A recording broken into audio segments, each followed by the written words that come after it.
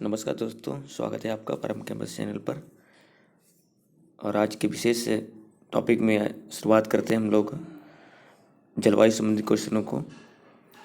और शुरू करते हैं। पहला क्वेश्चन है, नीचे दिए गए कथनों को ध्यानपूर्वक पढ़िए।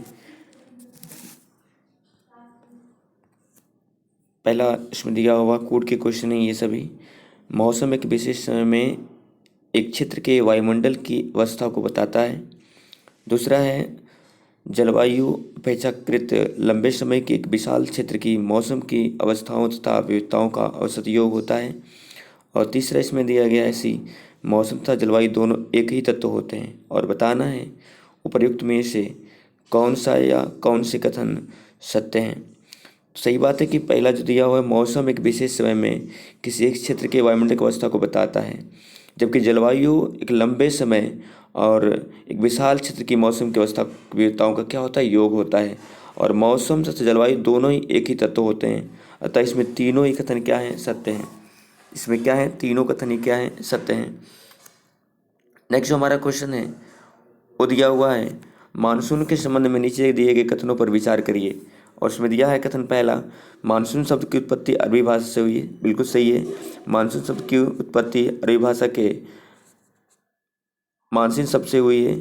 और मानसून का अर्थ दिया हुआ है, मानसून का अर्थ एक वर्ष के दौरान वायु की दिशा में ऋतु के अनुसार परिवर्तन होता है। बिल्कुल सही है भी। तो पहला भी इसमें सही है और दूसरा भी सही था। इसका आंसर जो हो जाएगा वो हो जाएगा कौन सा, सी ऑप्शन, ए और बी दोनों ही सही होंगे इसमें। नेक्स्ट जो हमारा क्वेश्चन है, भारतीय वर्षण की प्रादेशिक विविधताओं के संबंध में नीचे दिए गए कथनों पर विचार कीजिए। पहला इसमें दिया है कथन, हिमालय में वर्षण मुख्यतः हिमपात के रूप में होता है। बिल्कुल सही है। तमिलनाडु के तटीय प्रदेश में वर्षा शरद ऋतु के आरंभ में होती, ये भी सही है।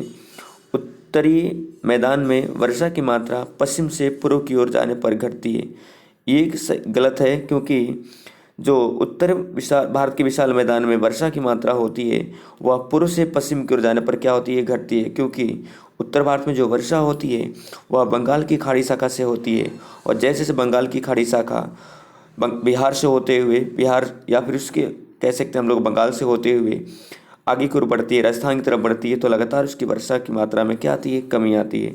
अतः इसका जो सही आंसर हो जाएगा, ए और बी इसमें सही होंगे। अर्थात हम कह सकते हैं इसका जो ऑप्शन होगा वो क्या होगा, ए होगा। ए नंबर इसमें क्या होगा, सही होगा, क्योंकि हिमालय में वर्षण का मुख्यतः हिमपात के रूप में होता है, जिसे हिम वर्षा कहते हैं हम लोग। और तमिलनाडु के तटीय प्रदेश में शरद ऋतु के आरंभ में वर्षा होती है, इसे हम लोग लौटते हुए मानसून की वर्षा भी कहते हैं। अगला जो हमारा क्वेश्चन है इसमें वो है चौथा नंबर, निम्नलिखित में से कौन सा या से कारण भारतीय जलवायु को प्रभावित करता है या करते हैं। पहला दिया हुआ है अल नीनो, बिल्कुल प्रभावित करता है। अगर अल नीनो में दिक्कत आती है तो उस साल की पूरी जलवायु, या कह सकते हैं कि इसकी वजह से जलवायु भारत की प्रभावित होती है। पश्चिमी जेठधराएं, इनके द्वारा भी जलवायु का निर्धारण होता है। और तिब्बत का पठार भारतीय जलवायु में, ये कह सकते हैं भारतीय मानसून में भी ये क्या करता है कि विशेष महत्व रखता है। अर्थात कह सकते हैं इसमें ए, बी और सी तीनों यानी कि उपरोक्त क्या हैं, सभी सही हैं। उपरोक्त क्या हैं, सभी सही हैं। पहला, दूसरा और तीसरा तीनों ही क्या हैं, सही हैं। नेक्स्ट जो हम लोगों का क्वेश्चन है, अगर हम उसकी बात करते हैं तो अगला क्वेश्चन हम लोगों का है, भारतीय मानसून के संदर्भ में नीचे दिए गए कथनों पर विचार कीजिए। मानसूनी पवनें नियमित पवनें होती हैं, बिल्कुल नहीं होती हैं। मानसूनी जो पवनें होती हैं सामयिक पवनें होती हैं, एक विशेष समय में ही चलती हैं, तभी तो भारत में एक विशेष समय में क्या आता, मानसून आता है। भारत में वर्षा लाने वाला एकमात्र तंत्र अरब सागर से उठने वाली दक्षिण पश्चिम मानसून धाराएं होती हैं, एकमात्र नहीं होती हैं, ये भी हमें याद रखना है। और इसके अलावा भी भारत में अन्य स्रोतों से वर्षा होती है, जैसे कह सकते हैं पश्चिमी विक्षोभ भी वर्षा कराता है भारत में। उससे पहले मानसून पूर्व फुहार से भी क्या होती है, वर्षा होती है। या इसके अलावा चक्रवाती वर्षा भी भारत में होती है। तो हम नहीं कह सकते कि भारत में वर्षा लाने वाला एकमात्र तंत्र अरब सागर से उठने वाला दक्षिण पश्चिम मानसून ही है, क्योंकि इसके अलावा भी क्या होती है, वर्षा होती है। लौटते हुए मानसून से भी भारत में वर्षा होती है कुछ राज्यों में। तो ये भी क्या होगा, गलत होगा। सी ऑप्शन है इसमें दिया हुआ, सी भारतीय द्वीपों पर मानसून की सबसे पहले वर्षा होती है तथा मानसून की वापसी भी सबसे बाद में। बिल्कुल, जहाँ सबसे पहले वर्षा होती है वहाँ लौटते हुए सबसे बाद में वर्षा होती है। इसमें जो ऑप्शन सही होगा वो कौन सा हो जाएगा? वो हो जाएगा हम लोगों का सी। तो केवल सी इसमें क्या होगा? सही होगा। अगला जो हम लोग का प्रश्न है 6 नंबर पर, भारतीय मानसून की अरब सागर शाखा एवं बंगाल की खाड़ी शाखा मिलती हैं। तो देखिएगा, भारतीय मानसून की जो 2 शाखाएं हैं जहाँ जिसकी वजह से मानसून भारत में आता है, उसमें एक अरब सागर की शाखा और एक बंगाल की खाड़ी शाखा कहाँ मिलती हैं पूछ रहा है। ऑप्शन दिए हुए इसमें नीलगिरी की पहाड़ी पर, बिल्कुल नहीं, नीलगिरी पहाड़ी पर नहीं मिलती क्योंकि दक्षिण भारत में पड़ती है। और दूसरा दिया है पूर्वी हिमालयी क्षेत्र में, क्योंकि पूर्वी हिमालय क्षेत्र में जो अरब सागर शाखा है वो जाती ही नहीं है, तो मिलने का कोई सवाल ही नहीं है। और सी दिया है गंगा के मैदान के उत्तर पश्चिम भाग में। बिल्कुल, एक तरफ से अरब सागर शाखा आती है उत्तर पश्चिमी भाग में, और दूसरी बार जो बंगाल की खाड़ी शाखा होती है वो भी बढ़ते हुए आती कहाँ? उत्तर पश्चिम की तरफ। तभी तो वर्षा की मात्रा में कमी आती है, और कह सकते हैं कि उत्तर पश्चिम भाग में क्या होती हैं? टकराती हैं। तो इसका जो सही आंसर हो जाएगा वो हो जाएगा ऑप्शन नंबर सी। कौन सा हो जाएगा? सी हो जाएगा। नेक्स्ट हम लोग का क्वेश्चन है, एशिया महाद्वीप में मानसूनी जलवायु मुख्यतः पाई जाती है। एशिया महाद्वीप की जलवायु के बारे में पूछे जा रहे हैं यहाँ पर। पहला इसमें दिया हुआ कूट में आंसर दिया हुआ है, एक दक्षिण एशिया में, बी दिया है पश्चिमी एशिया में, और सी दिया है दक्षिणी पूर्वी एशिया में। तो देखिएगा, एशिया महाद्वीप में अगर मानसूनी जलवायु की बात करें तो पहले तो दक्षिण एशिया में होता है, क्योंकि भारत की जलवायु भी कैसी है? मानसूनी है, और भारत भी क्या है? दक्षिण एशियाई देश है। इसके अलावा दक्षिण पूर्व एशिया में भी क्या होता है? मानसूनी वर्षा होती है, जबकि पश्चिमी एशिया में मानसूनी वर्षा नहीं होती है। यहाँ पर तो वर्षा बहुत ही कम होती है, या कह सकते हैं मानसून काल में भी यहाँ वर्षा नहीं होती है। यही रीज़न है कि पश्चिमी एशिया में बहुत सारे क्या हैं? रेगिस्तान बने हुए हैं खड़े देशों के बीच। इसलिए इसका जो सही आंसर होगा ए और सी होगा। ए और सी, यानी कि ऑप्शन नंबर क्या हो जाएगा? इसका सी हो जाएगा। नेक्स्ट क्वेश्चन की बात करते हैं हम लोग। किसी क्षेत्र की जलवायु को नियंत्रित करने वाले प्रमुख कारक हैं, कौन कौन से कारक हैं? तो देखिएगा, किसी क्षेत्र के जलवायु को नियंत्रित करने के लिए सबसे पहली बात होती है क्या? समुद्र तल से दूरी। समुद्र तल से दूरी का बहुत बड़ा प्रभाव पड़ता है। जलवायु को नियंत्रित करने वाले कारकों में प्रमुख कारक होता है समुद्र तल से दूरी, क्योंकि अगर समुद्र के किनारे जो राज्य होते हैं वहाँ की जलवायु अलग होती है, और जो दूर होते हैं उनकी जलवायु क्या होती है? अलग होती है। दूसरी बात क्या है? अक्षांश। अलग अलग अक्षांशों पर अलग अलग प्रकार की क्या होती है? जलवायु पाई जाती है। तो अक्षांश भी क्या होगा? प्रमुख कारण होता है, जबकि देशांतर नहीं होता। देशांतर का संबंध किसी प्रकार की जलवायु से ही नहीं। देशांतरों का उपयोग हम लोग करते हैं केवल समय को ज्ञात करने के लिए। किसको? समय को ज्ञात करने के लिए। इसलिए यहाँ पर सी तो नहीं हो सकता। डी है वायुदाब। बिल्कुल, जहाँ पर वायुदाब होगा वहाँ की दिशाएं अलग होंगी। वायुदाब निम्न होगा तो वहाँ की दिशाएं क्या होंगी? अलग होंगी। तो वायुदाब भी क्या करता है? प्रभावित करता है। और ऊंचाई का भी प्रभाव पड़ता है। तो इसका मतलब होता है ऊंचाई, इसका भी प्रभाव पड़ता है। अधिक ऊंचाई हो जाएगी तो वहाँ पर वर्षा की मात्रा कम हो जाएगी, हिमपात जैसी वर्षा होने लगती है। अर्थात हम कह सकते हैं कि इसमें ए बी डी और ई, ए बी डी और ई, यानी कि ऑप्शन नंबर हम लोग का कौन सा सही हो जाएगा? तो सी सही हो जाएगा। कौन सा हो जाएगा? सी सही हो जाएगा। नेक्स्ट क्वेश्चन की हम लोग बात करते हैं। अगले क्वेश्चन की बात करते हैं, निम्नलिखित में से कौन सा या कौन से कथन सत्य हैं? पहला है, भारत की जलवायु में उष्णकटिबंधीय एवं शीतोष्णकटिबंधीय दोनों जलवायु की विशेषता उपलब्ध है। बिल्कुल, क्योंकि भारत के बीचों बीच से होकर जाती है कर्क रेखा, और कुछ भाग ऐसे हैं भारत के जिसमें उष्णकटिबंधीय जलवायु है और कुछ में क्या है? शीतोष्णकटिबंधीय जलवायु है। भारत में कर्क रेखा के उत्तरी भाग में कम दैनिक एवं वार्षिक तापमात्रा पाया जाता है। बिल्कुल गलत है, कम नहीं होता है। उत्तरी भाग में तो याद रखिएगा अधिकतम दैनिक तापांतर होता है। दैनिक तापांतर भी कह सकते हैं, या वार्षिक तापांतर ज़्यादा होता है, क्योंकि वर्ष में मई जून के महीने में खूब गर्मी पड़ती है, और वहीं जनवरी के महीने में, दिसंबर के महीने में क्या होता है? खूब सर्दी पड़ती है। इसलिए दैनिक जो या वार्षिक तापांतर होता है वो क्या होता है? यहाँ पर ज़्यादा होता है। यहाँ कम कहाँ है? इसलिए क्या होगा? ऑप्शन ए गलत हो जाएगा।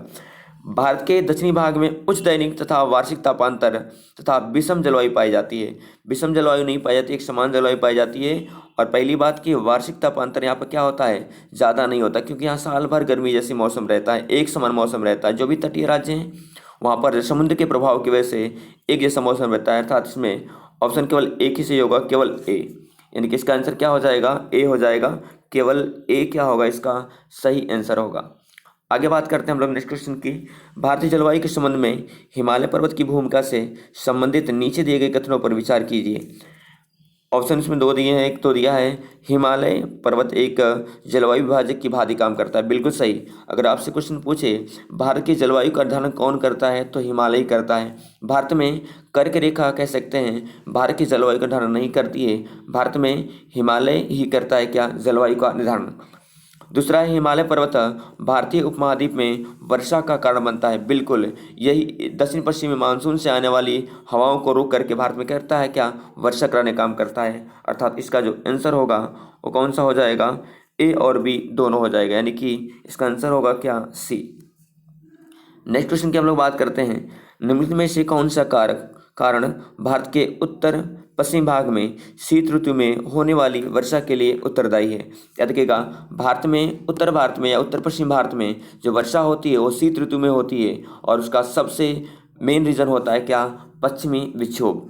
पश्चिमी विक्षोभ जो भूमध्य सागर से उठता है उसकी वजह से भारत में क्या होती है वर्षा होती है। कब जाड़े की ऋतु में, तो अगर पूछता आपसे जाड़े की ऋतु में उत्तर पश्चिम भाग में जो वर्षा होती है किसकी वजह से होती है तो पश्चिमी विक्षोभ की वजह से होती है। और सर्दी की ऋतु में अगर बात करें हम लोग तमिलनाडु में वर्षा की तो वह लौटते हुए मानसून से होती है। इसका आंसर हो जाएगा कौन सा, डी हो जाएगा। कौन सा आंसर हो जाएगा, डी हो जाएगा। नेक्स्ट क्वेश्चन की अगर हम लोग बात करते हैं तो अगला क्वेश्चन दिया हुआ है क्या पश्चिमी विक्षोभ के संदर्भ में नीचे दिए कथनों पर विचार किए। फिर उसी क्वेश्चन आ गया है, ए है पश्चिमी विक्षोभ कैस्पियन सागर से उत्पन्न होते हैं, बिल्कुल गलत है क्योंकि कैस्पियन सागर से नहीं भूमध्य सागर से क्या होते हैं उत्पन्न होते हैं। और भारत में इनका प्रवेश पश्चिमी जेट प्रवाह द्वारा होता है, बिल्कुल सही है।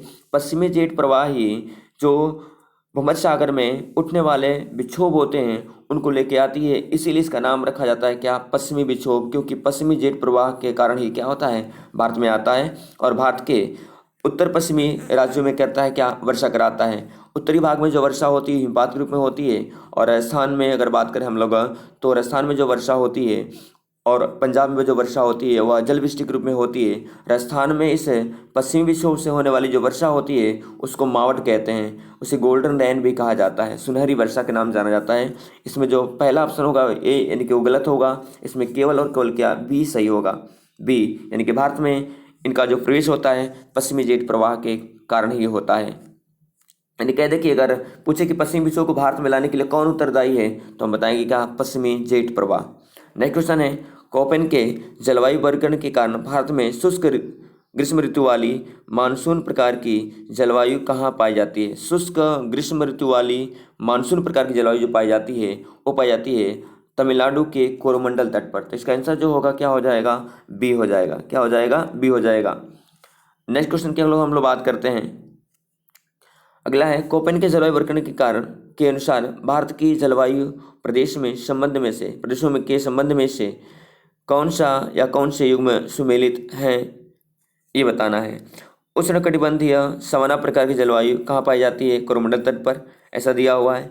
बी में दिया हुआ है अर्ध शुष्क स्टेपी जलवायु कहाँ पाई जाती है, पश्चिमी राजस्थान में। और ध्रुवीय प्रकार की जलवायु कहाँ पाई जाती है, ऐसा पूछ रहा है, कहाँ पर, तो हिमाचल प्रदेश में। ऐसा क्वेश्चन दिया हुआ है, बताना है इसमें से कि कौन से या कौन सा जो युग में है वो सुमेलित है या नहीं है। बताना क्या है हम लोगों को कि कौन सा युग्म सुमेलित है या नहीं है। क्या देखिएगा अगर हम बात करते हैं इसमें तो उष्णकटिबंधीय सवाना प्रकार की जलवायु कोरोमंडल तट पर नहीं पाई जाती है, कोरोमंडल तट पर नहीं पाई जाती, जबकि अर्धशुष्क स्टेपी पश्चिमी राजस्थान में और ध्रुवीय प्रकार की जलवायु कहाँ पाई जाती है, हिमाचल प्रदेश में पाई जाती है। यानी कि इसका जो आंसर हो जाएगा बी और सी दोनों, यानी कि ऑप्शन नंबर क्या हो जाएगा, बी हो जाएगा। नेक्स्ट क्वेश्चन की हम लोग बात करते हैं, भारत के किन क्षेत्रों में वर्षा 50 सेंटीमीटर से कम होती है। तो पहला आपको दिख जाएगा इसमें लद्दाख के अलावा पश्चिमी राजस्थान, जो पश्चिमी राजस्थान है वहाँ पर भी याद रखिएगा बहुत ही कम वर्षा होती है। पश्चिमी राजस्थान कहने का मतलब थार का मरुस्थल, और जहाँ पर वर्षा 50 सेंटीमीटर से कम होती है वहाँ पर अक्सर क्या होते हैं, मरुस्थल बनना शुरू हो जाते हैं। जहाँ 25 सेंटीमीटर से कम वर्षा होती है वहाँ पर मरुस्थल ही पाए जाते हैं। तो जो पश्चिमी राजस्थान है, जबकि पूर्वी राजस्थान में वर्षा होती है, 50 सेंटीमीटर तक वर्षा हो जाती है या उससे ज़्यादा होती है। तो कह सकते हैं कि एक तो पूर्वी राजस्थान में होती है, दूसरा कहाँ पर गुजरात में भी क्या होती है, बहुत सारी वर्षा होती है।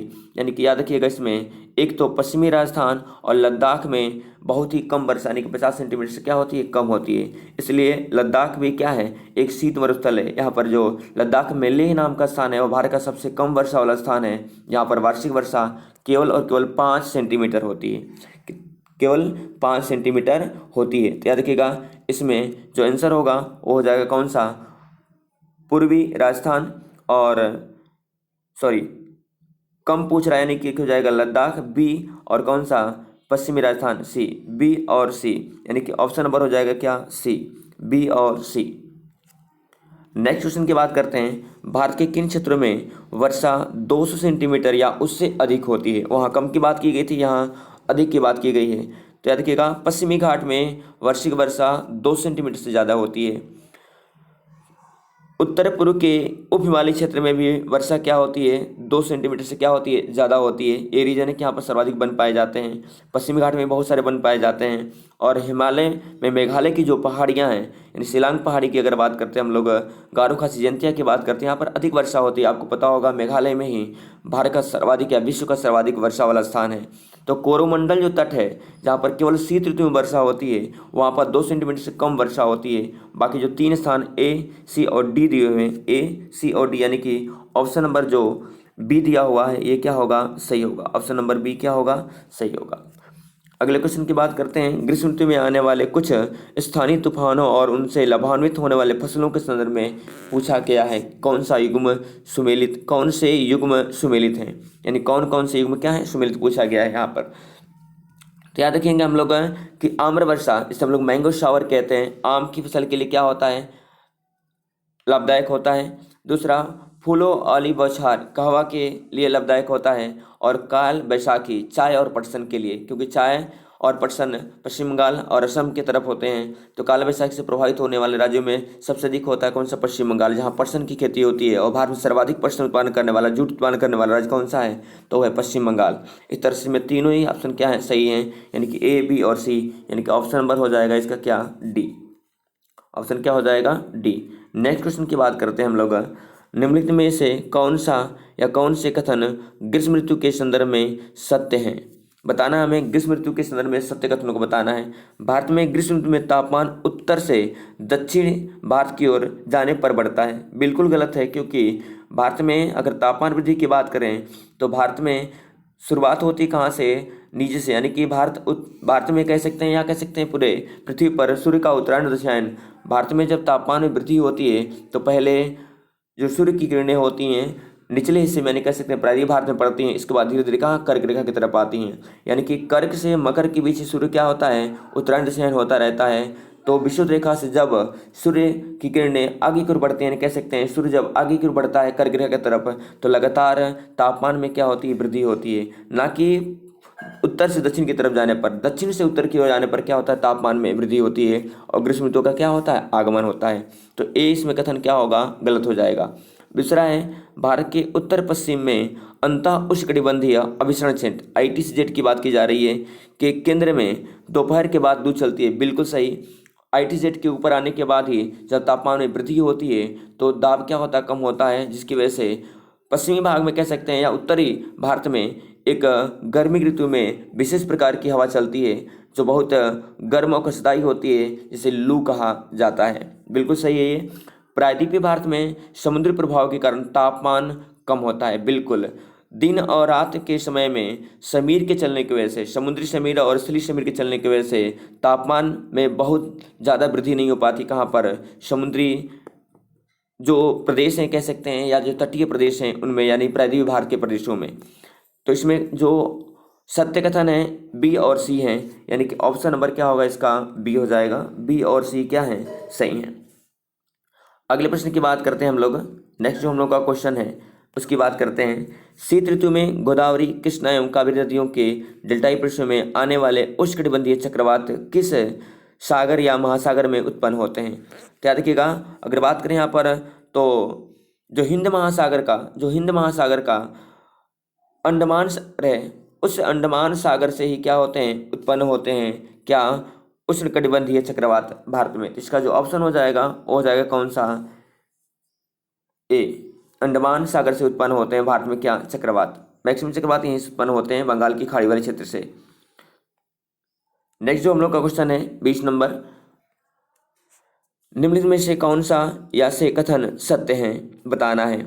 मानसून के पीछे हटने या लौट जाने को मानसून का निवर्तन कहते हैं, बिल्कुल सही है। लौटती हुई मानसूनी पवनें अरब सागर से जलवाष्प ग्रहण करके तमिलनाडु के तट पर वर्षा कराती हैं, बिल्कुल गलत है, क्योंकि लौटते हुए मानसून से जो वर्षा हो तमिलनाडु के तट पर होती है तो बात सही है, लेकिन उनको जलवाष्प की जो प्राप्ति होती है वो होती है बंगाल की खाड़ी से।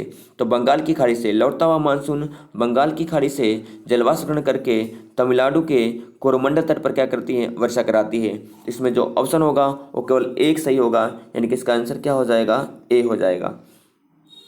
आंसर क्या हो जाएगा, ए हो जाएगा। आज के इतना ही, थैंक यू।